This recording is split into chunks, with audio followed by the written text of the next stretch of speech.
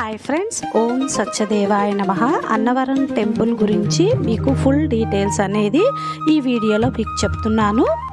Accommodation, వ్రతము, అన్నదానము, తలనీలాలు, ట్రైన్ జర్నీ, ఈ ఫుల్ డీటెయిల్స్ మీకు ఈ వీడియోలో చెప్తున్నాను. అన్నవరం టెంపుల్కి కాకినాడ నుండి 45 కిలోమీటర్లు, రాజమండ్రి నుండి 80 కిలోమీటర్లు, విజయవాడ నుండి 230 కిలోమీటర్లు, హైదరాబాద్ నుండి 500 కిలోమీటర్లు, అలాగే వైజాగ్ నుండి 108 కిలోమీటర్లు. వైజాగ్ వెళ్ళే ప్రతి ట్రైను అన్నవరం రైల్వే స్టేషన్లో ఆగుతుందండి.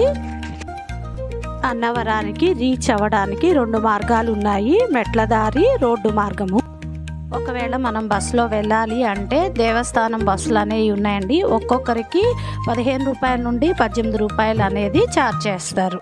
ఆటోకి 200 ఛార్జ్ చేస్తారు. రైల్వే స్టేషన్ నుండి టెంపుల్కి 15 to 20 మినిట్స్ టైం పడుతుంది. టెంపుల్ సిఆర్ఓ ఆఫీస్లో రూమ్ బుకింగ్ కలదండి. ఏసీ, నాన్ ఏసీ ఉంటుంది. 300 to 2500 దాకా ఛార్జ్ చేస్తారు. ఆన్లైన్ సౌకర్యం కూడా ఉందండి. తలనీలాలు సమర్పించుకోవాలంటే టెంపుల్కి ఎంట్రన్స్ నుంచి లెఫ్ట్ సైడ్లో కళ్యాణఘట్ట అనేది ఉంటుంది. ఒక్కొక్కరికి 25 రూపీస్ ఛార్జ్ చేస్తారు. అన్నప్రసాదం టెంపుల్కి దగ్గరలోనే పెడతారు. ఉదయం 11 నుండి 2 గంటల వరకు పెడతారు. వ్రతం యొక్క టికెట్స్ గుడికి ధ్వజస్తంభం పక్కనే కౌంటర్లో ఇస్తారు. వ్రతం టికెట్ 300, 1000, 1500, 2500 ఛార్జ్ చేస్తారు. వ్రతానికి సంబంధించిన పూజా సామాగ్రి అక్కడే దొరుకుతాయి. టికెట్ పై మండపం యొక్క నంబర్ ఉంటుంది. ఆ మండపానికి వెళ్ళి పూజ జరిపించుకోవాలి.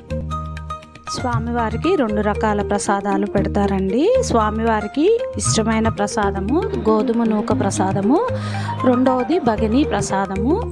అన్నవరం ప్రసాదము అంటే అందరికీ చాలా ఇష్టం కదండి.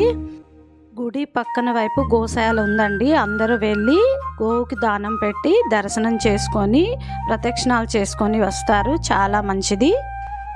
అన్నవరం సత్యనారాయణ స్వామి టెంపుల్ గురించి ఫుల్ డీటెయిల్స్ ఈ వీడియోలో నేను మీకు చెప్పాను. ఈ వీడియో నచ్చినట్లయితే లైక్, షేర్, సబ్స్క్రైబ్ చేయండి.